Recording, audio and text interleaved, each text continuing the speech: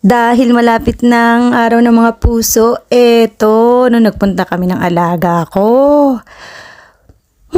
Kumain lang naman kami ng ice cream kasi ito yung araw ng aming ice cream day. Sabado po ito. Tuwing Sabado, andito kami sa ice cream shop na to. At since ayaw ng alaga ko nitong chocolate, hot chocolate kasi ito. Ayaw niya. So, yung para sa kanya, kinuha ko na rin. At yan, pinaglaruan ko siya. Hindi naman yung larong Nagawa ako ng art bago siya kainin. Kinain ko muna yung cone after. And then, pinatigas ko yung chocolate. Kasi yung hot chocolate, pag inilagay mo sa ice cream, titigas na siya. Magiging na siyang talagang chocolate na pwede mong i-bite. So, gumawa ako ng shape. At tingnan nyo kung ano itong ginawa ko, kung anong shape ang ginawa ko. Nakakatuwa. Yan! Belated Happy Valentine. Advance pala kasi advance to. Pero ipopost ko to ng late na. O, diba? Ala, may sumungot. Si Cupido yun. Ang cute, no? Tingnan nyo, oh.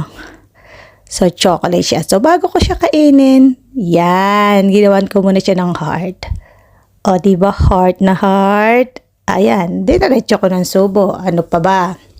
Kasi may ice cream pa ako, baka matunaw. Alam nyo na. At so, yummy siya. Nakakainis. Yung may ice cream ka na, may chocolate ka pa. So, ito na. Sisimulan ko na. Siyempre, ganito ako kumain. Kailangan walang masasayang na ice cream.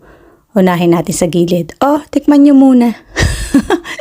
Unahin natin yan sa gilid. Yan. Bilisan na natin. Ganyan lang ang pagkain pag meron sa kakakain.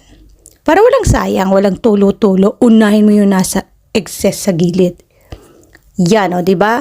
O, natitira na lang yung puro gitna na lang. So, tinuruan ko ang alaga ko kung paano kumain. Ganyan rin siya kumain ngayon. Marunong na rin.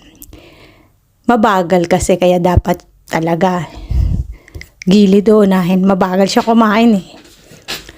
Eh ako mabilis talaga kumain.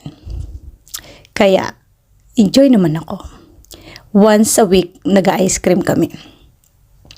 Date na namin. Yung 30 minutes sa labas kami, okay na yun. Malapit lang naman dito yung store. 4 minutes, 5 minutes lang walking namin. Walking ko lang pala kasi naka-wheelchair. Kalimutan ko, caregiver nga pala ako. Akala ko, ako lang mag-isa dito, kasama ko yung alaga ko dyan. Yan kasi ang aming date, Saturday ng mag-amo. Siyempre, 30 minutes lang naman kami para lang mahanginan ng alaga ko tsaka para makapag-ice cream.